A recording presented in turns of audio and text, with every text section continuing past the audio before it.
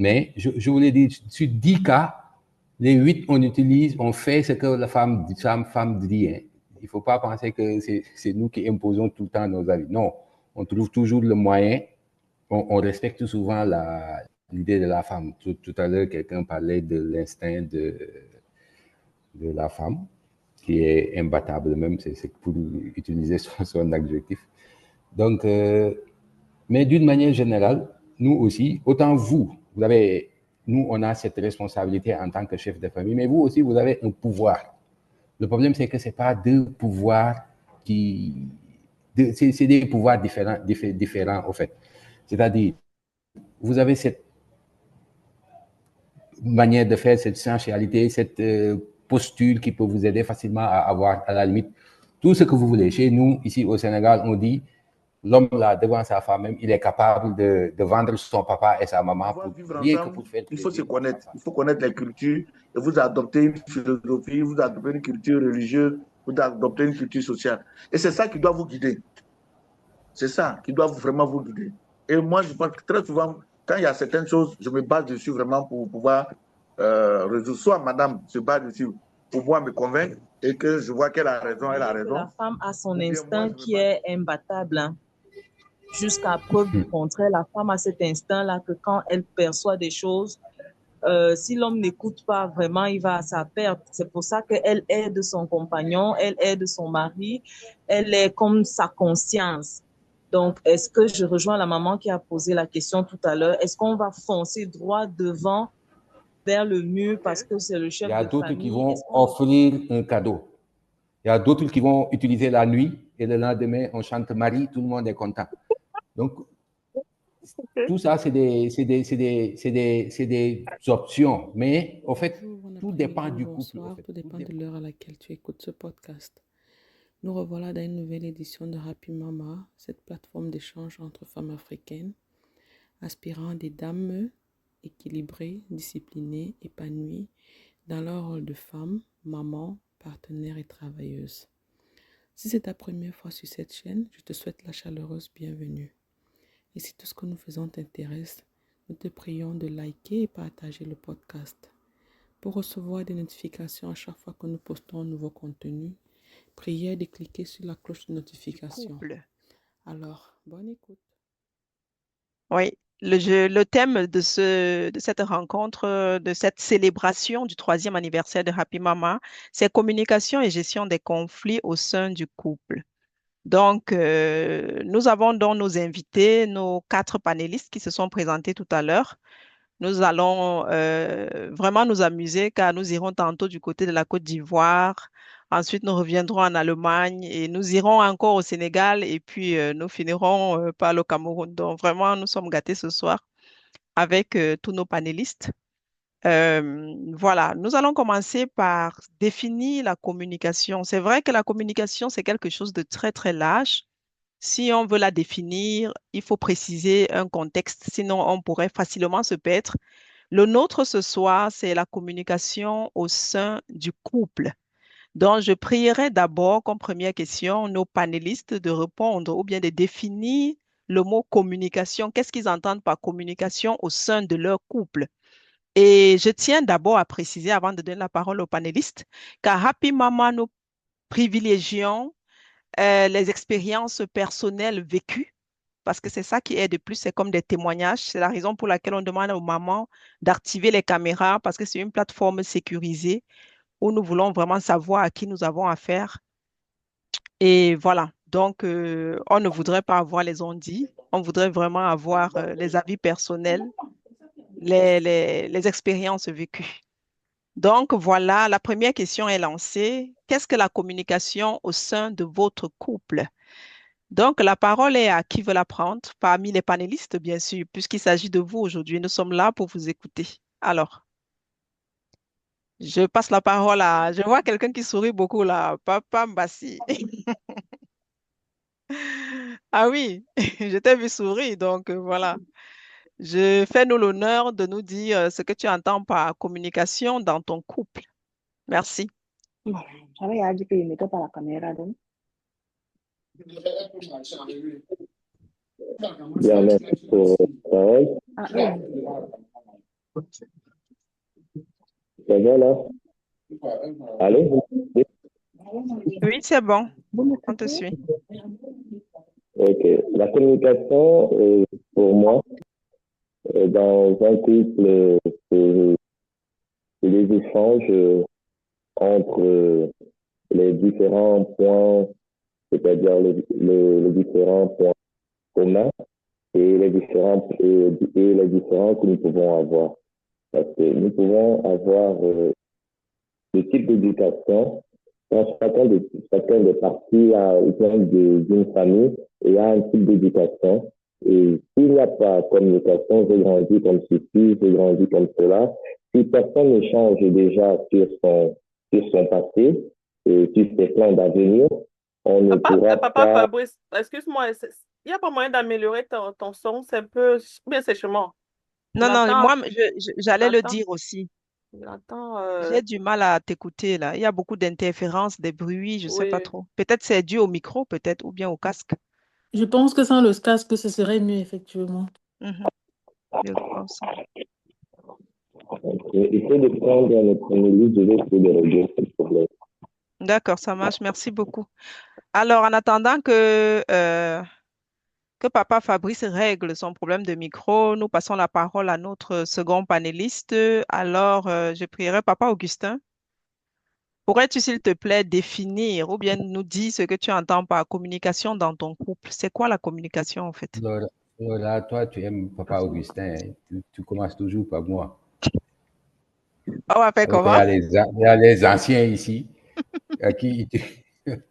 Alors, pour moi, la communication dans le couple, c'est d'abord l'organisation de la vie de couple. C'est-à-dire dans la maison, le rôle de chacun, là où ce que je dois gérer, mes rôles et responsabilités dans la vie de chaque jour d'abord, dans dans le foyer. Ça, c'est une première chose. Mais l'autre chose qui est essentielle aussi pour moi, c'est ce qu'on appelle l'écoute active. L'écoute active, parce qu'il y a des choses au fait dans la maison qu'on peut planifier, qu'on peut organiser pour dire tel rôle commence ici, telle responsabilité s'arrête là-bas. Mais il y a des choses aussi du quotidien qui peuvent surgir à tout moment. Et pour ça, il faut une écoute active pour pouvoir écouter pour comprendre, mais ne pas écouter pour répondre. En fait, je crois que c'est assez brièvement ma vision de la communication en fait, dans le couple. Merci beaucoup, Papa Augustin. Donc, d'après toi, c'est vraiment cette organisation-là déjà dans le couple et aussi l'écoute active de l'autre. Je vois que Papa Fabrice est de retour. Nous allons lui donner la parole pour continuer à nous expliquer ce que c'est que la communication dans son couple. J'espère que le Ah, micro... est-ce que je me fais entendre là, c'est mieux? Oui, c'est meilleur, oui. C'est 1000 fois mieux, merci. D'accord. Ok, pour toujours aller dans le même sens, dans la communication, il est important de traiter les non-dits. Parce que lorsque nous avons les non-dits, on peut avoir plusieurs types de réactions et sans toutefois comprendre l'autre, que ce soit même dans les tâches de tous les jours, que ce soit dans la prise de décision, euh, l'ensemble, envers soit la famille, les enfants, la belle famille et autres. Donc, c'est la gestion un peu des non-dits. Donc, il faut tout dire. Et on va continuer à déballer au fur et à mesure. Voilà. Merci beaucoup, Papa Augustin. Ça nous fait déjà vraiment des avis assez intéressants. La gestion des non-dits, c'est ça la communication. Merci beaucoup. Alors, nous revenons du côté de l'Allemagne pour demander l'avis de Papa Cédric sur la définition de la communication dans son couple. Ok, merci, Maman Flore. Je vais être un peu bref dans la définition de la communication dans mon sens. Pour moi, la communication, c'est un échange. Et si on parle de communication dans mon couple, ça veut dire un échange entre mon épouse et moi. La communication, c'est justement un moyen ou alors la façon dont nous échangeons. La communication ici peut se voir sur plusieurs angles. Il y a la communication qui peut être verbale. On peut communiquer d'une autre façon. Ça peut être sous forme de parabole. On peut communiquer avec des gestes. On peut communiquer sous plusieurs formes. Maintenant, moi, dans mon couple, on essaye tout de même d'utiliser toutes ces formes-là, toutes ces voies-là pour pouvoir échanger. Et maintenant, tout dépend du sujet ou alors le problème que nous rencontrons. En fonction du problème, il y a un canal qu'on utilise pour pouvoir échanger, pour pouvoir communiquer. Au cours des échanges, j'aurai suffisamment de temps pour pouvoir entrer un peu en profondeur dans les différents types de communication que nous employons dans notre couple pour pouvoir échanger et trouver des solutions aux différents problèmes que nous rencontrons. Merci. Merci beaucoup, Papa Olivier. Merci beaucoup pour cette définition de la communication qui, d'après toi, est un échange, une façon de parler. Ça peut être verbal, gestuel et autres. Donc, merci beaucoup de nous apporter ce plus à la définition de la communication. Et nous allons maintenant du côté de la Côte d'Ivoire pour demander à Papa Célestin ce qu'il pense de la communication, en fait. Qu'est-ce que la merci. communication pour toi? Merci beaucoup. D'abord, la communication dans un couple, c'est un élément essentiel pour le bon fonctionnement du couple. Pour moi, comme on l'a dit, c'est très large, mais je vais essayer de m'appesantir sur deux aspects. D'abord, il y a ce qu'on appelle les échanges qu'on a pour le fonctionnement d'un couple. Oui, papa vient manger, papa passe ici, j'ai fait pour ça pour toi. Voilà, ça c'est vraiment pour le fonctionnement du couple où on gère le quotidien.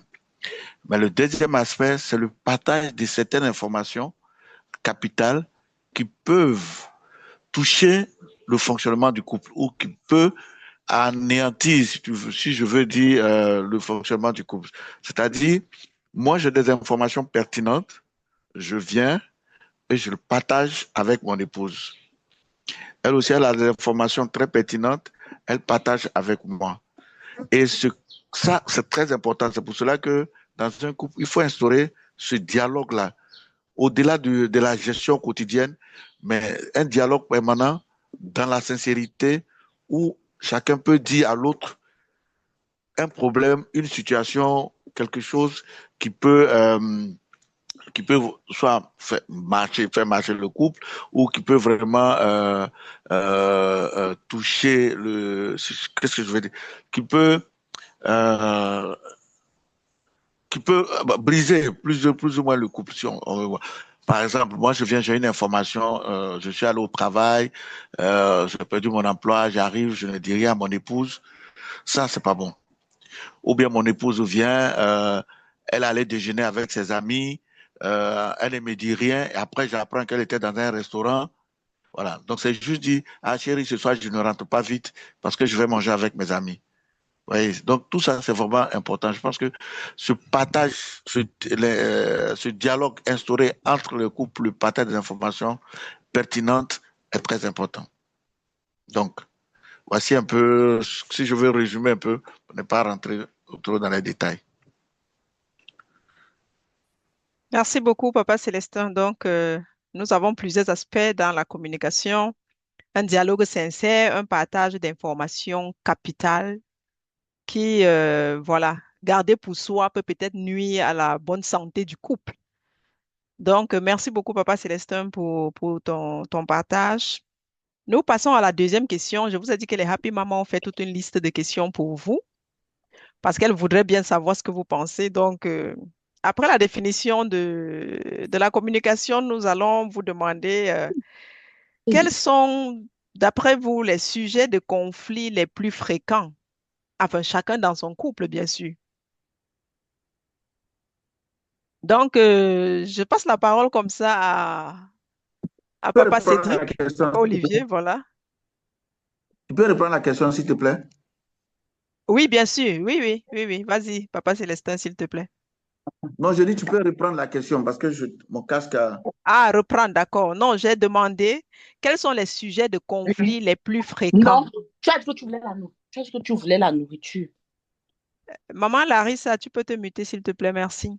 Oui, Voilà, je désolée. demandais comme deuxième question, quels sont les sujets quels sont les sujets des conflits les plus fréquents dans votre couple, quoi? Chacun dans Ah, son d'accord, couple, ok. quels sont les sujets les plus fréquents? Voilà. Ah, d'accord. Bon, en réalité, quels sont les sujets? C'est quand tu ne partages pas avec, bon, par exemple, quand je ne partage pas avec mon épouse, où je pars et combien de temps je vais rester, où elle va s'inquiéter. Quand je viens, ça devient aussi des soucis.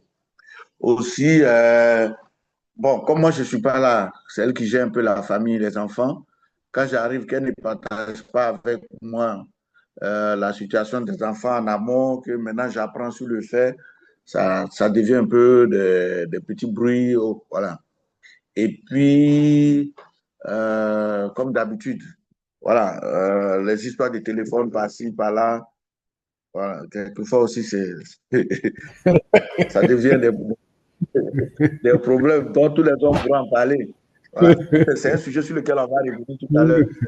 Donc, c'est un peu ça. Ou bien, lorsque mon épouse apprend une information me concernant, sans que je ne lui ai parlé, c'est vraiment, c'est pas intéressant. Moi aussi, il en est de même. Voilà. Donc, voici un peu le résumé. Voilà.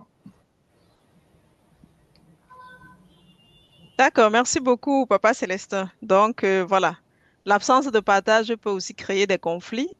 On vient de l'entendre, des voyages, des absences prolongées, disons quoi, et qui font peut-être à ce que Madame se fasse du souci. Ou bien des soucis de téléphone. Je ne veux pas entrer dans le sujet maintenant parce qu'on risquerait un peu s'égarer. Donc, on laisse d'abord ça de côté. On aura l'occasion d'y revenir, certainement grâce aux questions des Happy Mama que je vois ici. Donc, voilà, nous allons passer la parole maintenant au prochain panéliste. Je dirais comme ça que nous voulons bien écouter ce que Papa Mbassi a à nous dire par rapport à cette question. Quels sont les sujets de conflit les plus fréquents dans ton couple? Donc, j'ai pas trop grand-chose à dire, mais les plus fréquents, c'est les problèmes d'argent, euh, peut-être quand elle doit rentrer le téléphone, les séries et, et quoi encore. Je pense que c'est beaucoup plus ça. L'argent, le téléphone, les séries. Voilà. Donc, il n'y a pas grand-chose à dire, hein, c'est ce mot-là. Voilà ce qui est le plus fréquent. La gestion d'argent. Voilà. D'accord, merci beaucoup, Papa Fabrice, pour ton intervention. Bon, quand tu dis que c'est seulement ça, c'est pas beaucoup, mais l'affaire de téléphone, là, ça risque de créer, générer beaucoup de problèmes. En tout cas, on retient déjà que le téléphone est venu par 2 fois. Ça risque d'être un sérieux problème hein, dans les couples, cette affaire de téléphone. Je ne sais pas dans quel sens on veut aller avec le téléphone, mais pour le moment, je m'abstiens de dire quoi que ce soit là-dessus. Donc, nous allons du côté du Sénégal pour demander justement à Papa Augustin de nous dire quels sont les conflits les plus fréquents dans son couple. Alors, moi, par contre, le téléphone, c'est un problème réglé. Donc, à ce niveau, il n'y a pas de problème. Mais le source de conflit, c'est ce que je vais appeler la manière de manifester l'amour. Parce que, genre, elle va passer sa journée au salon. Quand elle rentre, elle s'attend à ce que tu dis que waouh, c'est joli, ou bien la robe ceci, ou bien tout cela. Bien, genre, avant de se marier, on faisait telle chose. Maintenant, on fait plus telle chose. Donc, c'est généralement ça. Encore que moi, je suis pas trop euh, dans la communication dans ce sens. Donc, généralement, les conflits tournent toujours autour de ça.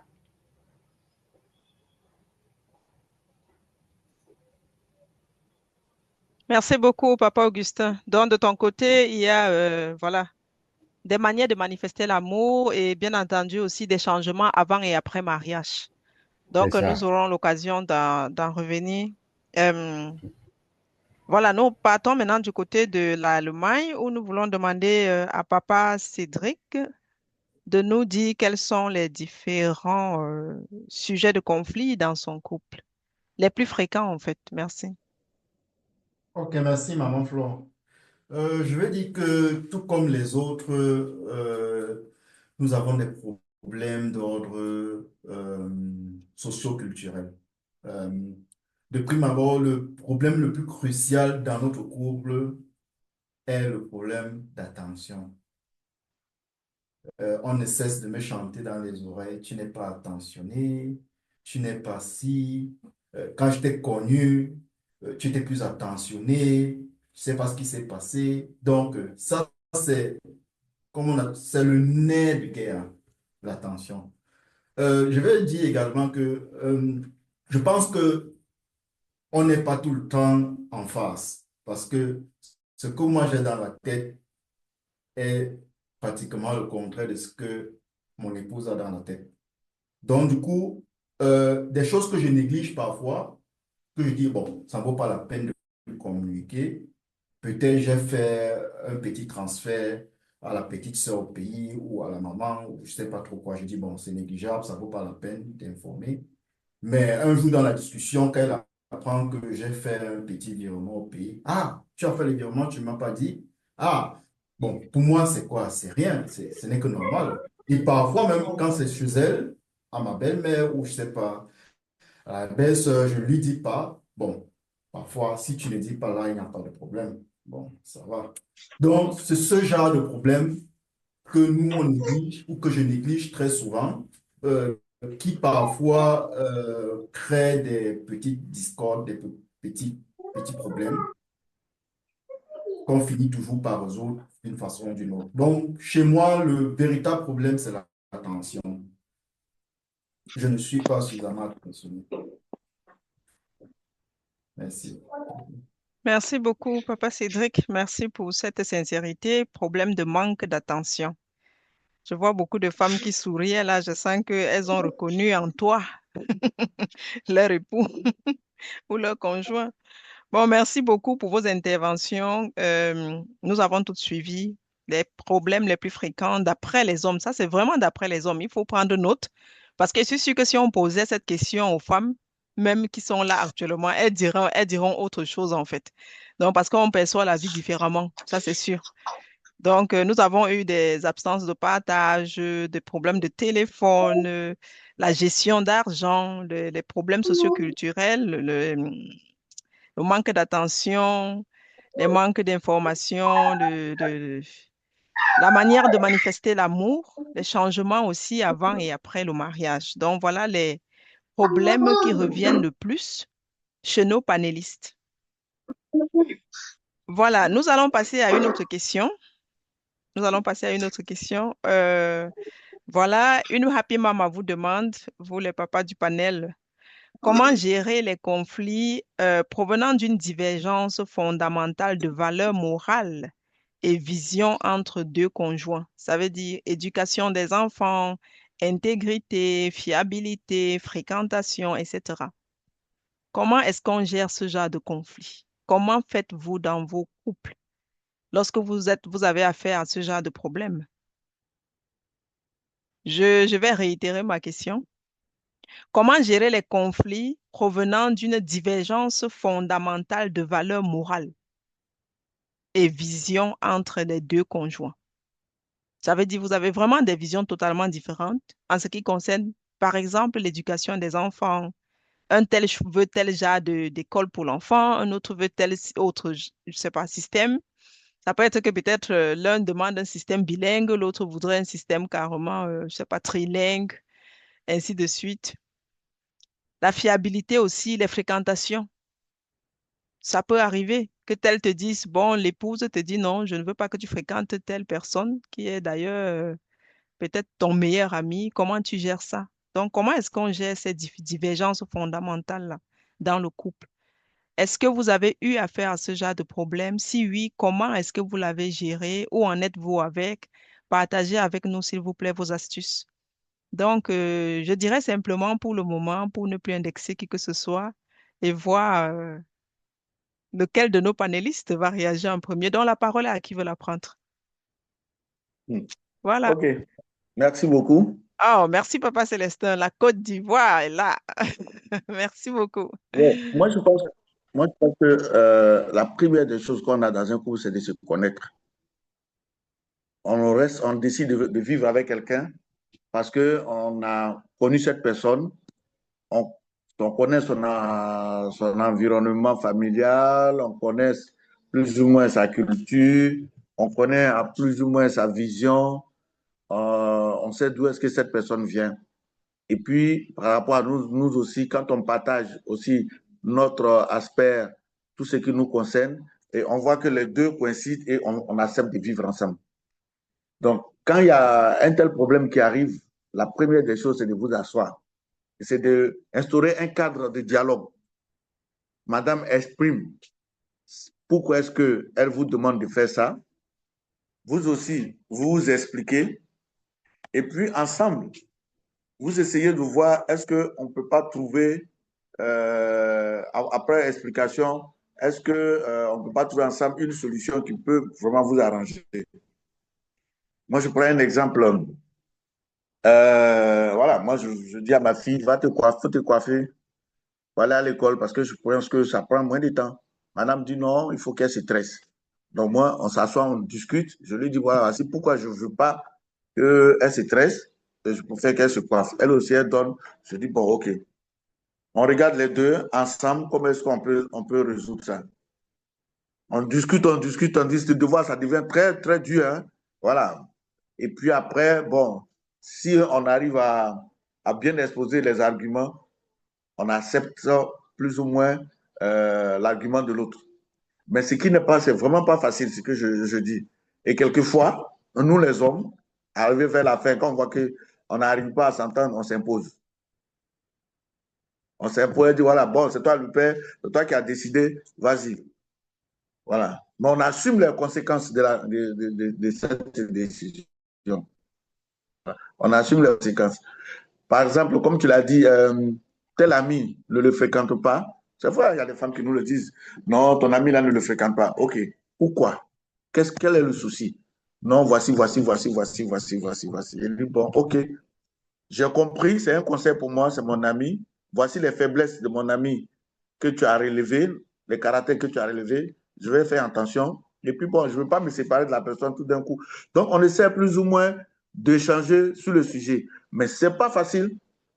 Ça, il faut que je le dise. C'est vraiment pas facile que les femmes acceptent souvent nos points de vue. Mais, bonne explication, ça peut aller. Maintenant, si ça ne va pas, on s'impose. Voilà, en bon africain. Désolé. Hein? Là, moi j'interviens, Célestin, si je peux me permettre. La Bible dit l'homme est le chef de la famille. L'homme est le chef de la famille. Le chef de la famille ne signifie pas forcément en termes d'autorité ou bien en termes de truc, mais l'homme est le premier responsable de la famille, de l'organisation de la vie de la famille en tant que tel. Maintenant, dans le quotidien, tout naturellement, il peut y avoir des conflits, comme ce que vous avez dit avec l'épouse. Tout à l'heure, je parlais de rôle et responsabilité dans la communication et je parlais aussi d'écoute active. C'est-à-dire, personnellement, dans le quotidien, il y a des choses que moi-même je dois gérer et il y a d'autres choses aussi que l'épouse, la femme doit, mon épouse elle-même gère dans la maison. Quand je vois par exemple, dans une situation où c'est elle qui est censée gérer ça, alors que je vois quelque chose qui je ne suis pas trop d'accord, moi, je n'interviens pas directement. Je vais lui dire, attention, tel, et tout ça. Mais, au fait, il y a aussi, dans la chose, il y a aussi la manière d'exprimer le problème, de poser le problème. Je vais dire ça comme ça. Parce que si je veux manifester ma chefferie en termes de tu dois faire, tu dois, là, ça crée des conflits. Ça, c'est une première chose. Mais il y a aussi l'écoute active. Il ne faut pas c'est ce que je disais tout à l'heure aussi, l'écoute active. Il ne faut pas parfois penser que les remarques sont personnelles. C'est-à-dire, il faut comprendre que la remarque que telle ou telle autre personne fait, moi en tant qu'époux ou elle en tant qu'épouse, les remarques qu'on peut faire, en fait, c'est pour construire, c'est pour atteindre un objectif commun. Ce n'est pas pour atteindre la personne ou bien pour mal faire. Donc, du coup, ça instaure un dialogue beaucoup plus sain, beaucoup plus calme, où chacun peut tranquillement dire ce qu'il pense. Et puis après, si moi, je décide d'accepter ce que mon épouse dit, c'est bon, on ne parle plus de ça, je vais faire. Après, s'il y a des conséquences aussi, nous deux, on va assumer ça. De la même façon, si moi, homme, parfois j'essaie d'imposer et qu'il y a problème, tous les deux, on va assumer cette situation et toujours faire face pour apprendre trouver les solutions et avancer.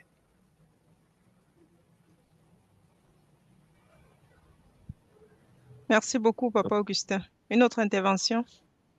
Oh, je partage l'avis de Papa Augustin, parce que si l'homme décide de ne pas s'imposer, alors il va dire, OK, allons dans ce sens. Et une fois qu'on se casse la figure, on redéfinit encore les plans. On va toujours redéfinir les plans. Donc, c'est toujours une chose ou l'autre. Si l'homme n'est pas d'accord, il s'impose. Alors, s'il n'est toujours pas d'accord, s'il ne veut pas s'imposer, il va dire, OK, moi, je vois que nous allons quelque part qui n'est pas bon. Mais allons-y. Et plus tard, tu vas dire, OK, je t'avais dit, n'est-ce pas? Est-ce qu'on peut revenir? Ça, c'est celui qui est conciliant. Donc là, c'est lorsque la femme tient mordicus et dit je ne vais pas changer d'avis, ça sera comme ça ou rien. Et commence à faire des chantages. Mais quand même, il arrive que l'homme s'impose et continue avec les chantages, il va céder. Il finit par céder. Donc, dans la gestion des conflits, lorsque on ne vient pas, on n'a pas la même vision, on ne voit pas les choses de la même façon, déjà, c'est très important de savoir que quand on se met ensemble, c'est la femme, c'est l'homme qui épouse la femme. Donc, c'est la femme qui vient épouser la vision de l'homme. On va dire que, OK, moi, voici la vision que moi j'ai de la famille. J'aimerais que la famille soit comme ceci, comme cela. Et à la femme d'épouser la vision. Parce que si la femme n'épouse pas la vision, il y aura tellement de conflits, à la fin, ça va rien donner. À la fin, ça va rien donner. On va se dire, mais pourquoi on s'est mis ensemble? Donc, il est très important aussi de faire ce calibre et de ne pas toujours chercher à faire des chantages pour arriver à ses fins. C'est la femme qui vient épouser la vision de l'homme. Et ça crée donc, on a donc une vision familiale et c'est très important. Donc, lorsqu'on a déjà ces conflits, on doit partir sur ce qui. Donc, c'est un peu ce que je pourrais ajouter là-dessus. Merci beaucoup, Papa Fabrice, pour ton intervention. Nous écoutons maintenant Papa Cédric. Je dois compléter quelque chose à ce que les papas ont déjà dit. Je vais d'abord me reposer sur ce que Papa Mané a dit. Il nous a rappelé que la Bible précise que l'homme est le chef de famille. Moi, à côté de ça, je suis un bantou. Et chez le bantou, c'est l'homme. On ne discute pas ce que l'homme a dit. Quand il dit on monte d'abord. S'il y a des conséquences, on assume. Bon. Maintenant, on vit dans une société qui nous fait un peu voir les choses autrement. Je pense que si on était au Cameroun, je devais rester un peu calé dans cette idée-là. C'est moi qui décide, c'est moi qui fais comme ça. Tu t'alignes ou tu laisses. Mais la société dans laquelle je vis, je peux dire qu'elle m'a un peu transformé, ce qui fait que je vois les choses de plus en plus autrement. Mais je ne baisse pas, je ne m'abandonne pas parce que si je prends le cas de l'éducation des enfants, choix de l'école et tout, euh, je vais prendre un cas un peu précis. On a eu à changer la crèche de notre première fille et avant de changer la crèche, c'était pas facile parce que il fallait que mon épouse me donne les éléments suffisamment solides qui justifiaient ce changement de crèche. Parce que pour moi, qui à cette époque accompagnait l'enfant à l'école, c'était plus facile pour moi de déposer l'enfant et de regagner le travail. En changeant, il fallait faire un détour, ce qui rallongeait un peu le temps, l'heure d'arrivée au travail. Donc, moi, j'étais déjà habitué à cette crèche. Mais du moment où elle est venue avec des éléments qui allaient jusqu'à toucher à l'éducation et à la santé de l'enfant, j'ai dû valider. J'ai validé. Comme vous dit que le dialogue parfois aussi est important, mais je veux aussi rappeler que parfois, il faudrait que la dame ait également, moi je dis, chacun doit également parfois avec la politique de ses moyens, parce que dans beaucoup de cas, on accepte, on dit oui, on suit. Mais après lorsque ça ne marche pas, alors la femme te dit non, voilà, il faut assumer. Non, parfois, il faut également savoir que lorsque vous insistez, lorsqu'elle insiste dans son choix, elle doit pouvoir être à même d'assumer les conséquences parce que l'homme assume toujours.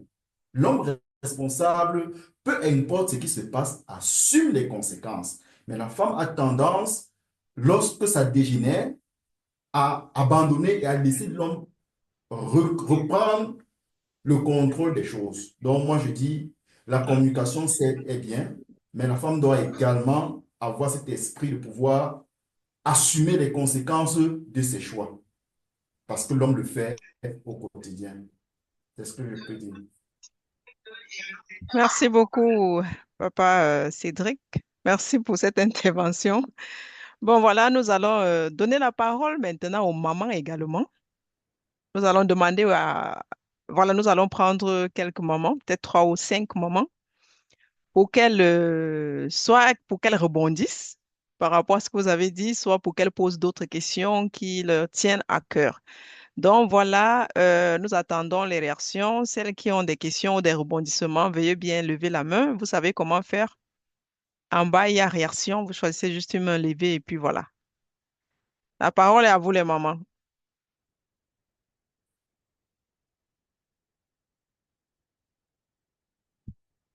OK, donc ça veut dire que les mamans sont vraiment d'accord avec tout ce qui a été dit jusqu'ici. Pourtant, il y a certains commentaires dans le chat déjà. Si je Ouais, me c'est pour trompe. ça que je donne la parole en fait, parce que je sens que Réagissez les mamans, ça vous avez risque de peur devenir des... houleux, hein. Voilà notre première maman. Maman Sandrine, dis-nous, maman Sandrine. Démute-toi s'il te plaît, et puis voilà, tu poses ta question ou bien tu rebondis, bref. Tu as la parole. Tu es encore muté, hein, tu es encore muté. Mhm. Non? Tu n'es toujours pas démuté. Démute ton micro, maman Sandrine. Voilà, C'est bon. oui, c'est bon. OK, bonsoir à toutes les mamans. OK, merci pour la participation et les points de vue de tous les hommes. Bon, j'ai une question. Il y a l'avant-dernier là, est-il obligé, qu'est-ce qu'il a dit là? Il a dit que nous devons toujours suivre ce que l'homme doit dire. Bon, moi j'ai une préoccupation. Si l'homme nous demande de monter, de prendre un chemin, alors que ce chemin, la femme voit que ce n'est pas bon, est-ce que c'est obligé qu'on doit suivre l'homme?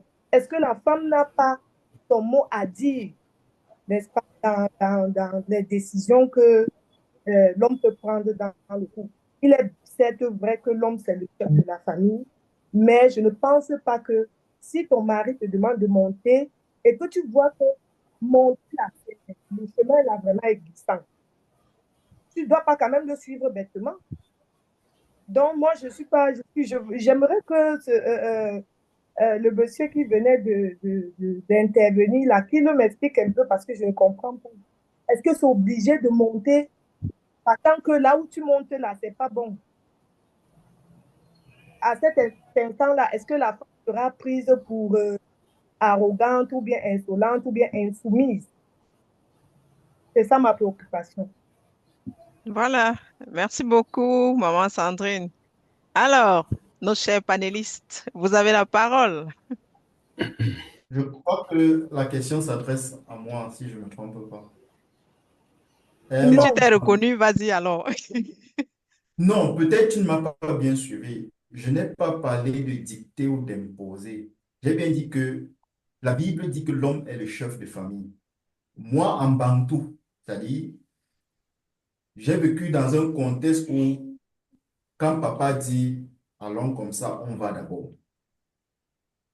C'est-à-dire que la maman, généralement chez nous en Afrique, au Cameroun, intervient euh, rarement pour dire, c'est-à-dire, elle donne ses avis, mais dans très peu de cas, ses avis sont pris en considération. Le papa, il assume. Donc, j'ai nuancé en disant que la société dans laquelle on se trouve aujourd'hui nous amène à voir les choses différemment.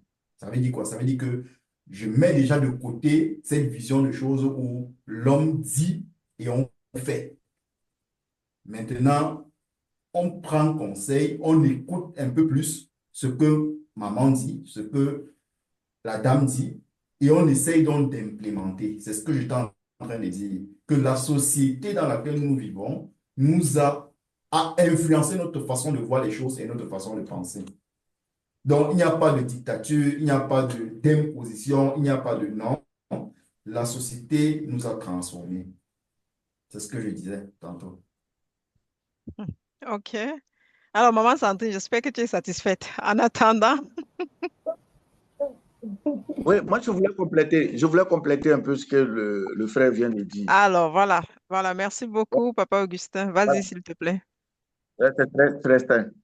La vie d'un couple, comme on l'a dit, tout ça en résumé, la vie, le couple, le mari est comme le pilote d'un couple, celui qui conduit le couple.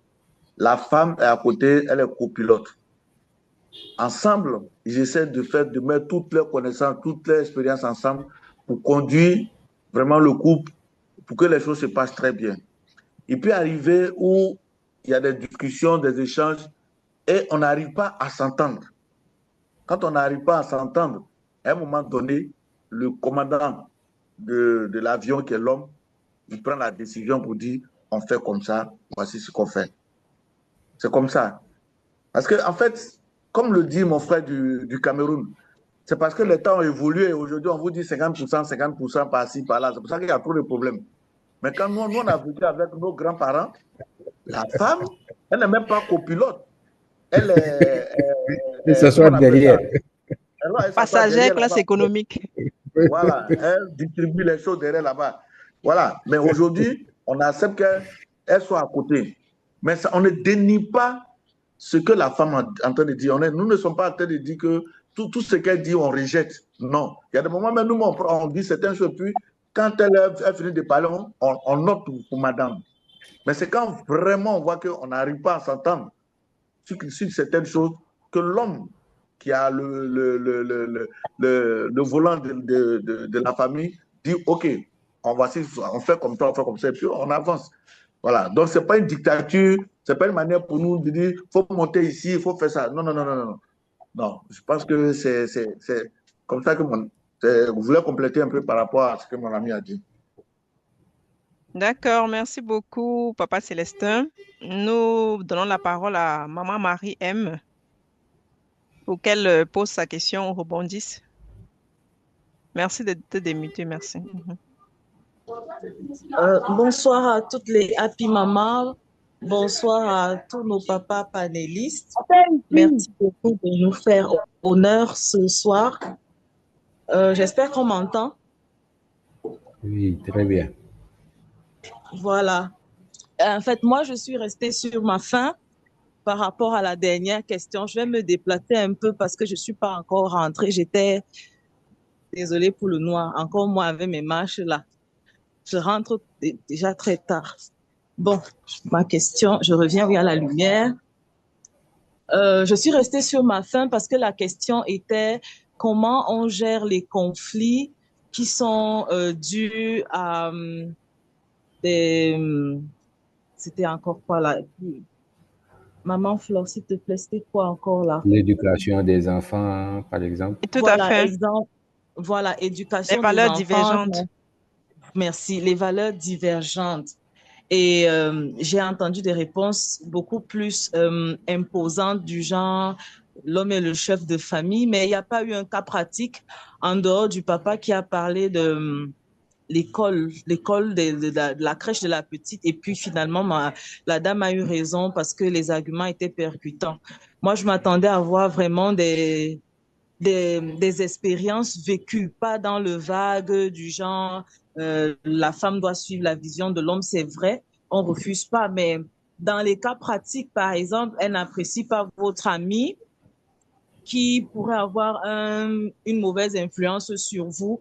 Comment vous gérez ça? Donc, je suis restée sur ma faim par rapport à ça et j'aimerais inviter nos papas panélistes à partager avec nous des expériences vraiment vécues. Ça va nous aider à mieux comprendre les hommes par rapport à certaines positions. Et j'aimerais aussi rebondir en disant que oui, c'est vrai, on doit épouser la vision de l'homme, mais il ne faut pas oublier que la femme a son instinct qui est imbattable. Hein. Jusqu'à preuve du contraire, la femme a cet instinct-là que quand elle perçoit des choses, si l'homme n'écoute pas vraiment, il va à sa perte. C'est pour ça qu'elle aide son compagnon, elle aide son mari, elle est comme sa conscience. Donc, est-ce que je rejoins la maman qui a posé la question tout à l'heure? Est-ce qu'on va foncer droit devant vers le mur parce que c'est le chef de famille? Est-ce qu'on ne pourrait pas aussi avoir notre rôle à jouer pour ne pas regretter plus tard que j'aurais pu faire mieux, j'aurais dû essayer encore plus? Je m'arrête là. Merci, Maman Marie. Alors, nos chers panélistes, donnez-nous des expériences vécues, des astuces Écoutez, concrètes. moi, par exemple, notre famille, nous sommes des chrétiens. Nous sommes des chrétiens catholiques. Et quand je dis ça, je vois ma fille qui commence à mettre les chaînes aux pieds. Je dis non, arrête ça. Ta maman dit non, il faut la laisser. C'est à la mode. Je dis mais à la mode, mais c'est interprété autrement, sans aller tantôt dans les détails. Et moi, je commence à m'inquiéter pour ce qui est derrière. Désolé, hein, mais je dis que, voilà, et je commence à m'inquiéter de ce que la scène au pied peut donner après. Et maman dit non, voici. Laisse-la, c'est la mode, voilà, ça fait rien, tout ça. Et moi, je lui dis, voilà, voici ce que je crains. Je ne voudrais pas que ça arrive.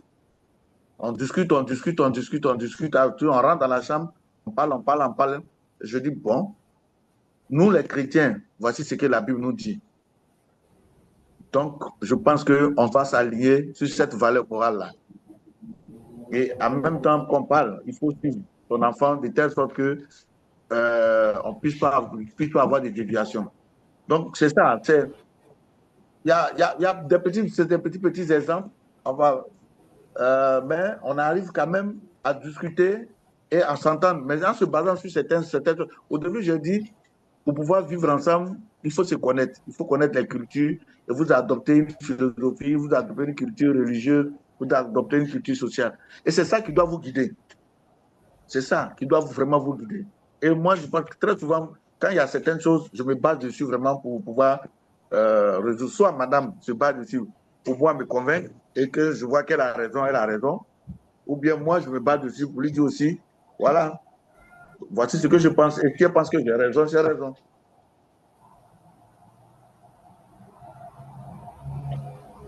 D'accord, merci beaucoup, Papa Célestin. Papa Augustin, tu voulais ajouter quelque chose? Moi, tout de suite, c'est quand j'entends les interventions et tout ça, j'ai l'impression que, au fait, c'est l'homme ici, la femme là-bas. C'est comme si c'est la guerre, quoi. C'est-à-dire, on vit ensemble, chacun cherche à imposer. Tu vois, on parle même d'imposer la décision. Bon, c'est moi qui ai parlé de chef, mais j'ai nuancé. Quand je parlais de chef, ce n'était pas en termes de chefferie, mais c'était juste en termes de responsabilité. Donc, ce n'est pas la guerre, au fait. C'est juste des gens qui se sont rencontrés, ont vécu des choses, en fait, ont été longtemps ensemble, qui ont pris le temps de se marier, d'avoir des enfants et tout ça. Donc, à un moment donné, pour moi, ce qu'on est en train de faire, parfois, c'est l'ego même qui parle.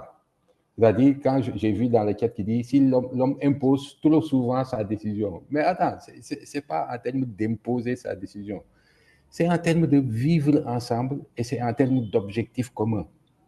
C'est-à-dire, si moi, je vois que c'est mon épouse qui a raison, moi, je n'ai aucun problème à dire, ben allons. Parce que je sais que, au fait, ce n'est pas en termes d'attaque personnelle, ce n'est pas en termes de vouloir coûte que coûte avoir raison. C'est important. C'est en termes de construction de quelque chose. Maintenant, personnellement, par exemple, comme si on parle d'exemple concret, alors, moi, c'était le petit garçon à qui on fait les rastas. Les rastas, bon. Dans ma famille aussi, c'est quelque chose qui n'existe pas. Alors, mais, bon, moi, il y a des choses, pour moi, ce n'est rien. Un petit enfant à qui on fait des rastas, c'est rien du tout. Et puis, l'enfant va à l'école. Et à l'école, 2 mois après, la direction de l'école m'interpelle. Elle me dit, tu vois, la coiffure de l'enfant, c'est pas accepté, c'est dans le règlement intérieur et toute l'histoire. Je viens dire à sa maman, bon, parce que c'est elle qui a fait les rastas. Donc, je lui dis, bon, l'école m'a appelé pour telle chose et je voulais savoir ce que tu en penses. Tu vois, non? Elle dit, mais est-ce qu'il doit enlever ça? Je dis, bon, moi, je vais dans son école, je n'ai vu personne, aucun enfant avoir une coiffure comme ça. Il dit, l'école là, vraiment, c'est difficile, ceci, cela. Mais je dis, mais bon, je suis d'accord que l'école est difficile et tout ça. Mais en réalité, garder les locks et qu'on renvoie l'enfant et enlever les locks et que l'enfant continue son année scolaire. On pèse le pour et le contre. Après, vous voyez, le choix est vite fait. Et on revient à la situation de départ. La manière de poser le problème, la manière de communiquer dans le truc. Mais par exemple, si je venais, je lui dis tout de suite, bon, l'école m'a appelé, on enlève tout de suite les rastas. Vous voyez, tout de suite, je peux m'opposer, je peux créer un conflit. Donc, même dans la manière de poser le problème, à mon avis, il est bon d'amener ce qu'on appelle les ondes positives. Discuter, parce que ce n'est pas la guerre. Ce n'est pas je dois forcément avoir raison ou bien l'autre doit forcément avoir raison. Maintenant, peut-être je vais encore décevoir des personnes parce que je ne suis pas entré très concrètement, mais pour moi, la vision, en fait, elle est beaucoup plus simple et moins j'ai raison, c'est moi qui dois avoir raison sur toi, c'est toi qui as tort. Non. On construit ensemble, on a un objectif commun. Donc, on essaie toujours d'adopter la meilleure posture, les positions beaucoup plus faciles pour nous amener loin dans ce qu'on fait.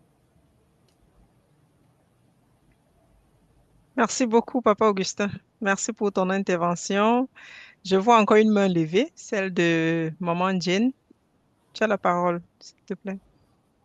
Merci les papas pour vos interventions jusqu'ici. Moi, j'aimerais rebondir par rapport à la réaction de Papa Célestin qui disait on échange, et à un moment donné, si ça ne va pas, j'impose ma décision. Maintenant, Maintenant je me demande, quand tu imposes la décision, comment tu penses que la femme se sent en fait? Qu'est-ce qu'elle est censée faire? Elle va seulement pleurer, puis elle va seulement subir.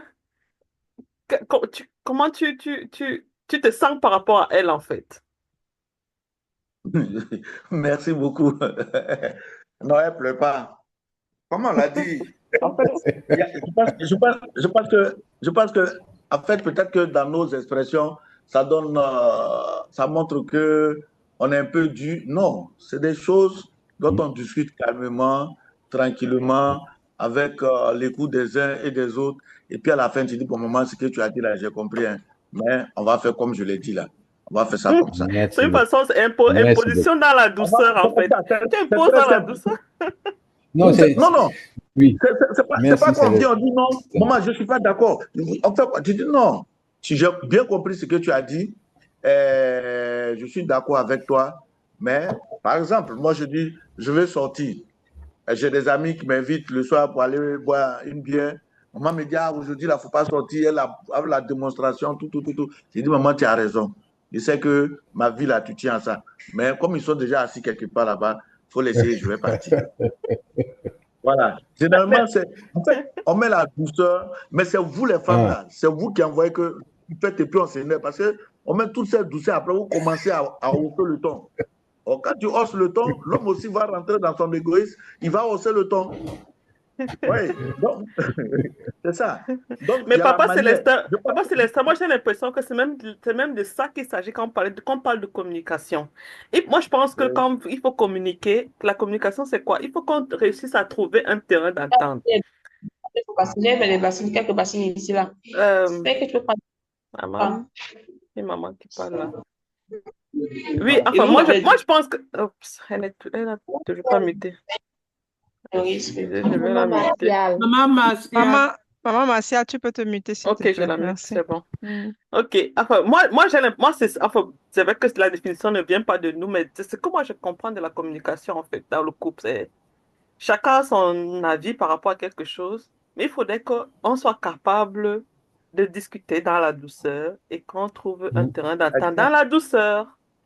Dans la douceur. Voilà. Oui. Mais pas le genre de douceur, j'accepte, je t'impose dans la douceur. Ça, c'est pas Non, communiquer, à mon avis. Jeanne, c'est toi qui perçois ça comme ça. Dans la douceur, reste dans la douceur. Il ne faut pas penser derrière que il me braque pour que je dise oui ou que non. Il fait l'effort d'être dans la douceur, donc prends ça normalement. Moi, non, mais la quand on dernière prend son intervention de exemple, La Célestin, Paz, par exemple, quand on prend son exemple, ok, oui, maman dit ne sors pas. oui, Quand il dit, mais maman, tu as raison, mais oui, je vais quand même sortir. Qu'est-ce que ça veut dire? oui. Ça veut dire Non, quelque part, il n'a pas dit il va quand même sortir. Hein. Non. Il a dit, les gens se sont mobilisés, il y a toute une organisation, tu vois, tout. Donc, bon, c'est aujourd'hui seulement. Après, tu vois, c'est comme ça. Et puis, quelquefois, même, tu peux faire des concessions. Tu dis, bon, ok, je vais faire l'effort de rentrer un peu tôt. Je vais faire et nous-mêmes aussi, ça c'est le secret. Quand on a assis, on a dit, elle a dit, bon, il faut aller, mais il faut faire. Après ça joue sur notre conscience. Au lieu de rentrer à minuit, je m'assois et je dis, ah, non, la femme là m'a dit, elle m'a laissé sortir, mais j'ai fait un effort pour rentrer un peu plus tôt à 22h, de 20h à 22h, au lieu de rentrer à 0 heure après. Oui. C'est vrai qu'il y a des choses qui touchent l'homme.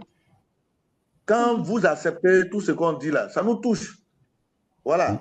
Mais c'est quand vous voulez vraiment faire, voilà. Parce que c'est deux personnes qui discutent, pas trois, pour avoir un milieu. Donc, on essaie de faire des concessions pour pouvoir s'entendre. Voilà. Donc, c'est pas, il y a une maman qui parlait, c'est pas qu'on s'impose avec force. Non, on fait comme je l'ai dit, non, on fait, non. Non. On parle tranquillement, douceur, tranquille, voilà. Et puis, moi, je vous donne un exemple. Il y a ma dernière là, j'ai pris des décisions, je dis, elle ne sort plus. Parce qu'elle sort avec ses amis, elle commence à me fatiguer. Je dis, elle ne sort plus. Et j'ai pris la décision catégorique, moi-même, personnellement. Et maman qui vient un matin dans la chambre, qui dit, papa, ça va, tu vas bien, tu as bien dormi. Hein, bon, c'est vrai que tu es fâché. La petite là, bon, elle a un anniversaire aujourd'hui, il faut laisser, ça va partir. Je dis non. Je dis non, c'est pas possible. Que je reste sur ma position. Après, elle me dit non, tu la comprends, ses amis ont commencé à appeler, les mamans aussi ont commencé à appeler, tout ça. Bon, finalement, tu dis, ok, j'ai compris, mais donne-lui l'heure. Elle part à telle heure, tu suis son trajet par le Nyango, elle revient à telle heure. Donc, vous voyez comment on arrive à s'entendre un peu et la manière de parler à l'homme. Il y a ça aussi. La manière dont la femme expose le problème à l'homme. Si tu viens me parler calmement, tranquillement, je vais t'écouter tranquillement. Mais si tu restes en haut là-bas sur le talon et puis tu commences à crier, déjà même avant que tu arrives devant moi-même, je suis déjà en haut. Donc c'est tout ça, la gestion du conflit. Il y a la manière, il y a le ton, il y a le temps. Il y a des choses là. Il faut savoir à quel moment dire à son mari, ou demander à son mari, ou imposer, amener à son mari à accepter. Il y a tout ça, il y a toutes ces petites choses-là. Bon, je te donne un cœur même, François Célestin, tu as un cœur. Hein? Merci beaucoup, merci à nos panélistes. Vraiment, tu as bien parlé. Je voulais ajouter quelque chose, mais tu as tout dit. Moi, je voulais juste dire que tout dépend, toujours dans le sens de la communication, tout dépend de comment est-ce que madame vient pour donner sa proposition Ou alors, comment est-ce qu'elle présente la chose? Pour rester dans le cas de Papa Célestin, si Papa Célestin veut sortir et maman dit non, tu ne peux pas sortir aujourd'hui. Si elle le dit d'une certaine façon en apportant vraiment des éléments qui peuvent le convaincre à ne pas sortir. Que bon, au lieu d'aller prendre une bière avec les amis, elle a peut-être apprêté autre chose. Est-ce que oui, il y a même déjà une bière, j'ai apprêté 2 bières pour nous, on va faire une soirée cinéma, il y a déjà un petit repas que j'ai apprêté, il y a des alternatives. Elle le dit avec, c'est-à-dire d'une façon assez douce, avec des petits gestes qui montrent que non, il a plus à gagner en restant qu'en sortant. Je pense qu'on ne va pas imposer pour aller dehors. En réalité, on n'aime pas aller dehors. Donc, si on passe souvent dehors, c'est vous qui nous envoyez dehors. Donc, trouvez des moyens pour nous faire rester à la maison. Merci beaucoup. Merci beaucoup, Papa Olivier. Donc, vous n'aimez pas aller dehors. Ah, ça, quelle information. Non, ça c'est bon. Non. Nous, on En tout aime cas, rester Papa à la Célestin maison. t'a dit tout à l'heure que lorsque sa femme commence à parler, il lui dit que maman, ils sont déjà assis. Donc, laisse-moi courir m'asseoir aussi et je reviens. Donc, voilà. Peu importe le repas, hein. Donc, voilà. Merci beaucoup. Nous allons encore prendre 2 questions du côté des mamans. Nous passons la parole comme ça à maman Aurélie. Et ensuite viendra maman Raïsa. Voilà. Ok, merci déjà aux différents panélistes. La question s'adresse aussi à tous les panélistes. Évidemment, aujourd'hui, la rencontre est là pour avoir aussi la perception des papas. Mais comme on l'a dit aussi à Happy Mama, notre objectif, c'est la vision globale, la vision du couple. Et c'est pour ça qu'on ne peut pas parler de la vision de papa sans parler de la vision de maman. Et pour moi, dans les différents avis aujourd'hui, j'ai compris, oui, l'homme, c'est le chef de famille. Il ne faut pas 2 personnes pour, comme on dit souvent, on conduit. J'ai trouvé ça super, cette affaire de, voilà, qui disait, il ne s'agit pas de la baka, que l'un a raison, l'autre a tort. Il s'agit en fait, de se comprendre. Mais dans les exemples, j'ai eu l'impression, c'était le genre, la femme doit convaincre, la femme doit convaincre. Mais ma question doit être dirigée aux différents papas ici. Puisqu'il s'agit de la communication dans le couple, il s'agit du bien fondé du couple. Quand maman vient plusieurs fois, elle dit à papa, voilà, elle utilise tous les moyens qu'on peut donner. Mais pour papa, ça ne suffit pas. Parce que papa dit, tu m'as pas flatté peut-être assez. Aujourd'hui, ta voix n'était pas assez douce. Même quand j'ai dit que ça suffit. Mais maman voit qu'il y a le danger. Il y a une maman qui a aussi dit ça aujourd'hui. Mais je vois qu'il y a le danger. Mais il ne voit pas le danger. Et n'oublions pas que maman est aussi un être humain. Mais papa, à la fin, dit, OK, j'impose. Et après, il se cogne le pied. Disons, 1 fois, il s'est cogné le pied, 2 fois, il s'est cogné le pied, 3 fois, il s'est cogné le pied. Et après, maman atteint aussi sa limite. Puisque dans la communication, pour que la communication donne, le genre que, il y a papa Célestin qui a dit que quand elle est déjà en haut là, ma pas est aussi seulement en haut, donc ça vient seulement, ça fait le crack. Mais comment ça se fait dans un moment quand maman, ce n'est plus que c'est parce qu'elle ne veut pas, mais elle a l'impression qu'elle ne se fait pas écouter par papa. Et à un moment aussi, elle-même, elle atteint voilà, elle aussi, ça explose. Comment est-ce que dans ce genre de cas, vous faites donc pour résoudre ce problème? Est-ce que vous dites donc comme papa Cédric a dit, OK, donc là, c'est comme je suis obligé de sortir, ou bien comment? Donc, quand c'est comme ça, comment est-ce que vous, dans votre petit, vous calmez aussi maman? Parce qu'on a beaucoup parlé de, OK, j'impose, mais comment convaincre aussi maman pour qu'elle suive? Parce que autant, quelle femme ne veut pas avoir aussi quelqu'un qui conduit bien le bateau? Mais la question, c'est qu'elle veut aussi se sentir prise par la main. Comment est-ce que vous faites pour convaincre maman? Pas seulement que, gars, c'est moi le chef, ça va, laisse ça. Si tu veux pas, tu laisses. Ou bien tu montes, je monte déjà. C'est ma question. Merci d'avance. Merci, maman Aurélie, pour ta question. Donc, les papas, on vous écoute. Alors, moi, je commence. Je voulais dire, hein, il ne faut pas penser que c'est l'homme comme on parle là, on fait toujours, c'est nous qui imposons toujours nos idées. Et ça ne se passe pas comme ça. Hein. Célestin est là, il a 52 ans de mariage. Je connais très bien Célestin. Hein. Après, je vais peut-être à la fin vous expliquer un peu c'est comment la relation avec Célestin. Mais je vous l'ai dit, sur 10 cas, les 8, on fait ce que la femme dit. Hein. Il ne faut pas penser que c'est nous qui imposons tout le temps nos avis. Non, on trouve toujours le moyen. On respecte souvent l'idée de la femme. Tout à l'heure, quelqu'un parlait de l'instinct de la femme, qui est imbattable même, c'est pour utiliser son adjectif. Donc, mais d'une manière générale, nous aussi, autant nous, on a cette responsabilité en tant que chef de famille, mais vous aussi, vous avez un pouvoir. Le problème, c'est que ce n'est pas deux pouvoirs c'est des pouvoirs différents, au fait. C'est-à-dire, vous avez cette manière de faire, cette sensualité, cette posture qui peut vous aider facilement à avoir, à la limite, tout ce que vous voulez. Chez nous, ici au Sénégal, on dit, l'homme là, devant sa femme même, il est capable de vendre son papa et sa maman rien que pour faire plaisir à sa femme. Tout dépend de la posture de la femme. De la même façon, on peut être dans des situations quand même extrêmes.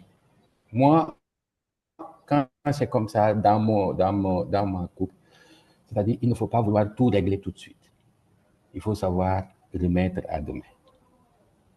Parfois, la solution ne vient pas aujourd'hui au moment T. C'est-à-dire, il y a un problème, on est face à une situation vraiment où la femme est venue m'a trouvé en haut, comme Célestin disait tout à l'heure, et puis il y a accrochage. Parfois, il faut, comme on dit, le temps fait son travail.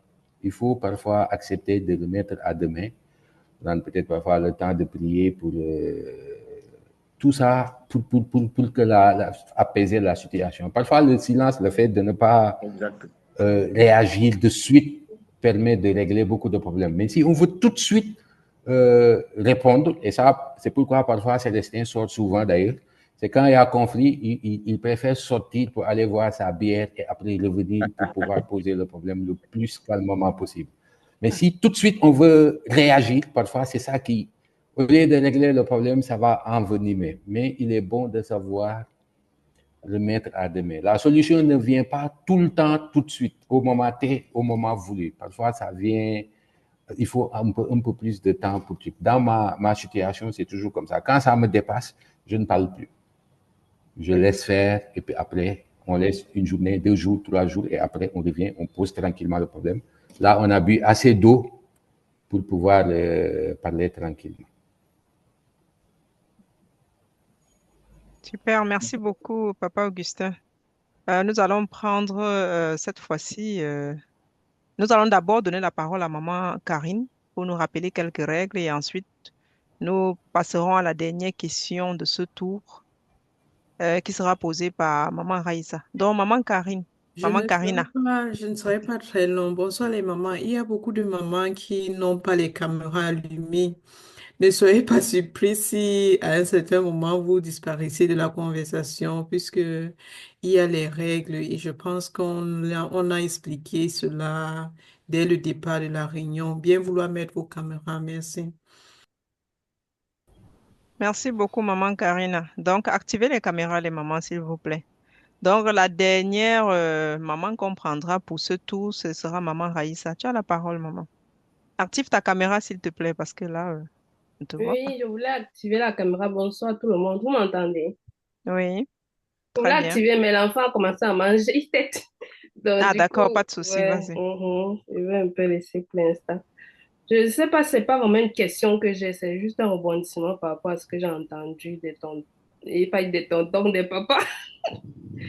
C'est ce que j'ai entendu des papas sur, en fait, ce qui m'a plus marqué, d'autres, je crois, j'ai oublié.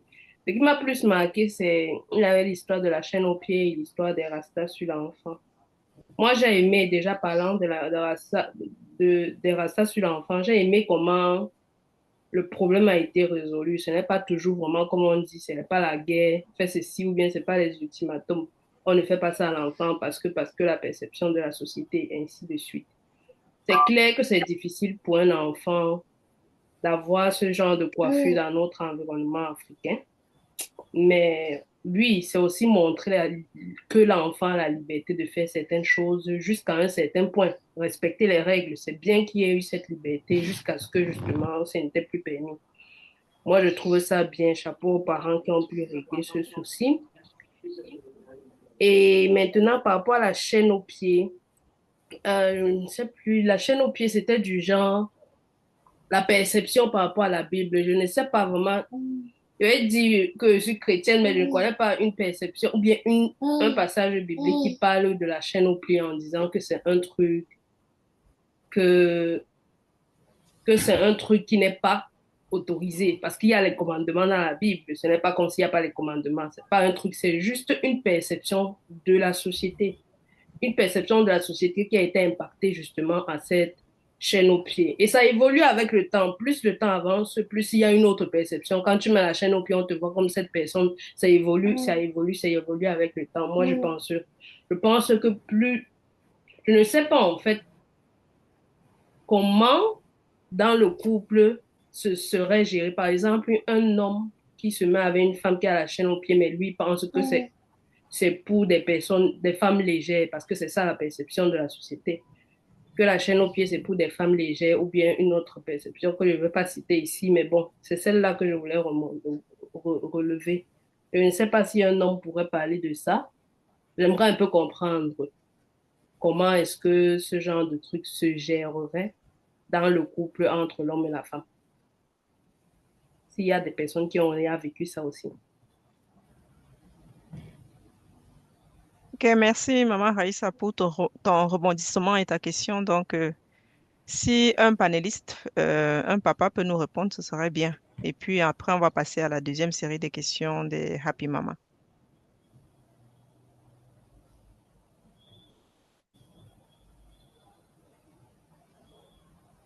Les papas, vous avez suivi la question de Maman Raïssa?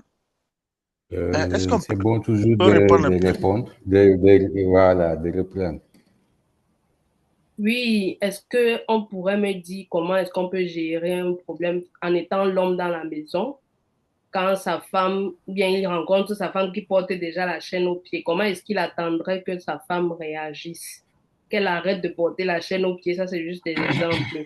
Ou bien qu'il essaie de comprendre pourquoi il a cette chaîne au pied. Parce que s'il est avec elle, c'est qu'elle n'est pas forcément, je ne sais pas, une femme légère.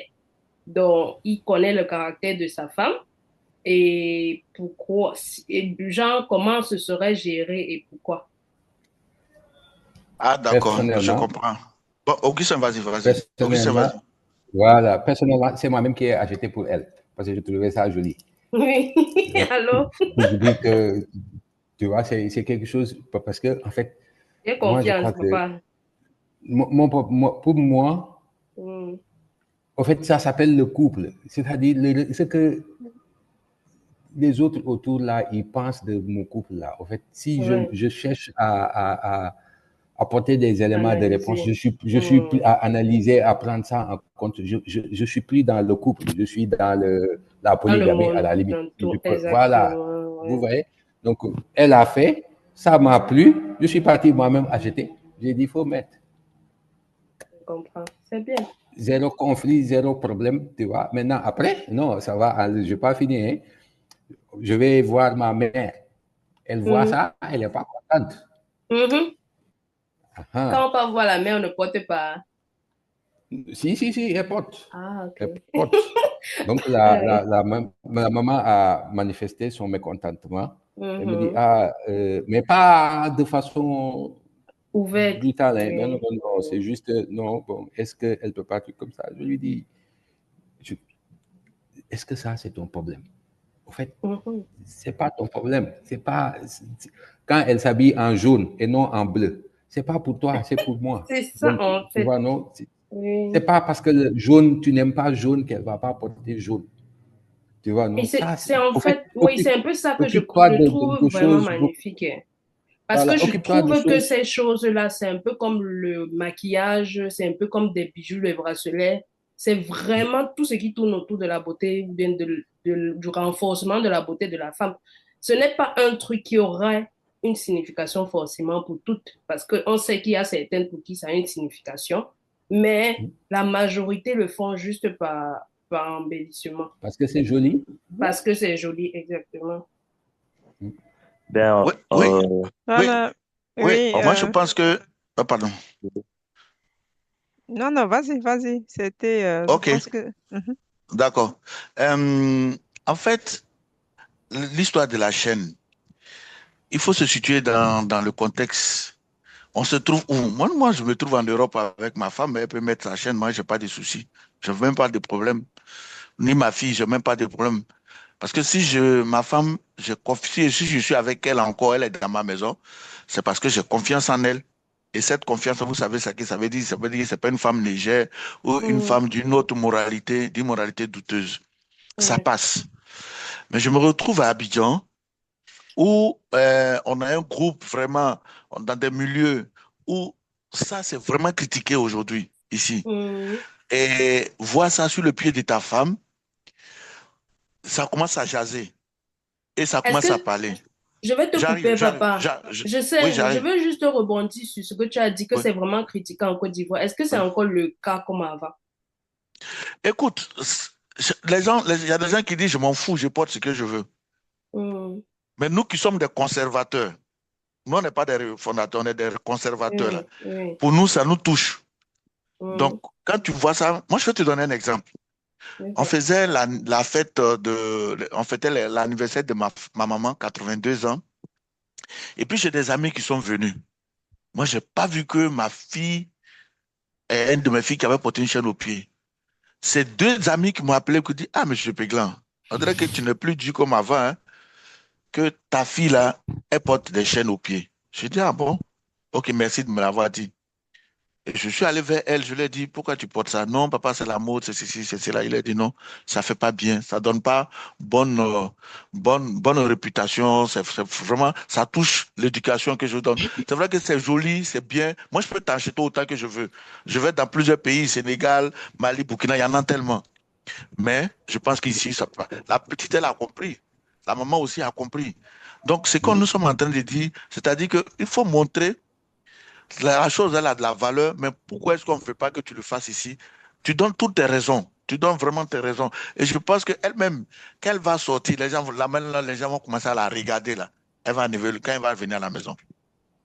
Donc, c'est de ça qu'on parle. Tu sais que la société, on s'impacte mutuellement, tu vois. Parce que la personne qui te parle dehors, si toi, tu lui aurais donné tes raisons pour lesquelles tu laisses porter la chaîne au pied, tu vois.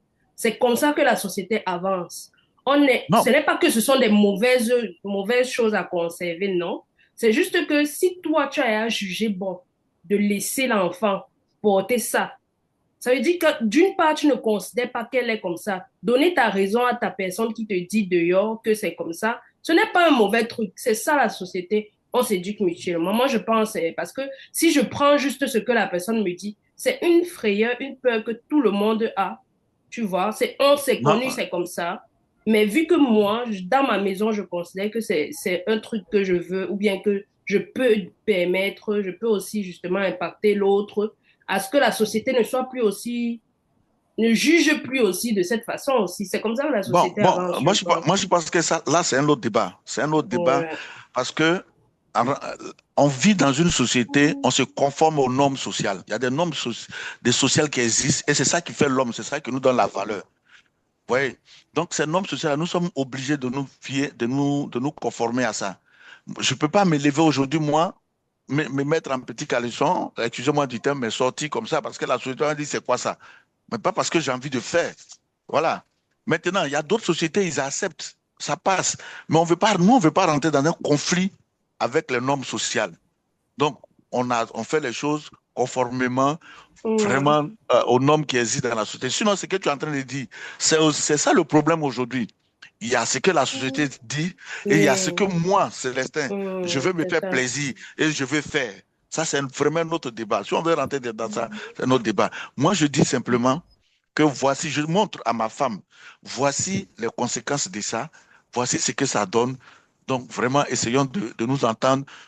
Si tu peux enlever ça, moi, je peux faire autre chose. Ma fille, quand elle a voulu, je lui ai dit, bon, je t'achète une chaîne au cou. Je t'achète une belle chaîne au cou. Pour juste l'amener. Puis après, elle a compris. Elle a compris. Je vais te donner un deuxième exemple. J'ai un petit garçon qui a commencé à se stresser. Non, moi je lui ai dit non, c'est pas bon. C'est devenu discussion et moi je n'étais pas là, il s'est stressé. Dès qu'il est arrivé à l'école, ses amis ont commencé à le regarder pour dire, hey, toi là, tu es rentré dedans encore. Le Woubi là, parce que c'est non, non, ici, en Côte d'Ivoire. On lui a dit, hey, tu es rentré dedans encore, c'est vous le Woubi là. Il est rentré, il n'a pas fini le coup, il est rentré, il a défait ses cheveux. Parce que le Woubi, c'est autre chose ici. C'est autre. Donc déjà, il y a certaines choses, quand tu le fais, on commence à te donner certaines connotations, même si tu ne le fais pas. Et après, ça agit sur la réputation de la famille. C'est ça, c'est ce qu'on veut éviter. Merci beaucoup, Papa Célestin. Je pense qu'on va revenir sur un autre sujet pour éviter de... voilà. Je vais un peu rebondir, maman Flora. Je vais un Ah peu là là, ouais, ouais. Bon, dans ce cas, sur très ce que brièvement, papa alors, s'il te Célestin a plaît. dit. Mhm. Mais je suis Merci. vraiment très court. Je vais juste te dire que, en principe, il ne devrait même pas avoir de problème dans un couple sur ce genre, en fait, sur le vêtement de la femme ou de l'homme. Parce que si la femme s'habille ou se fait belle pour son homme, alors elle doit accepter qu'à un moment, que son homme dise que tel élément, je n'aime pas. Si l'homme dit, je n'apprécie pas la chaîne, et que lorsque tu mets une chaîne, c'est pour faire plaisir à ton homme, et il te dit non, ça je n'aime pas, tu dois pouvoir accepter que non, lui il n'aime pas ça. Puisque tu le fais pour lui. Lorsqu'on met la chaîne, c'est pour faire plaisir, ou lorsqu'on s'habille, on met des greffes et tout, c'est pour d'abord faire plaisir à son homme, ce n'est pas pour faire plaisir à quelqu'un d'autre dehors. Ça veut dire que pour moi, si je n'aime pas la chaîne, non, papa, non. Regarde, non. Attends. C'est pour se faire plaisir soi-même, hein. C'est La d'abord pour majorité se de faire femmes, quand plaisir elles font des soi-même. choses, c'est Demande aux pour se femmes. faire plaisir. Demande aux femmes, c'est d'abord pour... Tout à Si fait. je me plais, c'est d'abord sur le... Je regarde le miroir, gars. Et pas d'abord demander à mon mari que c'est bon pour toi.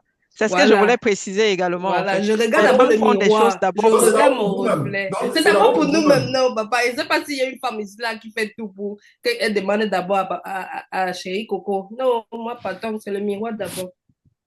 ah bon, ça veut dire que son avis ne compte pas. Non, ça C'est compte. ça.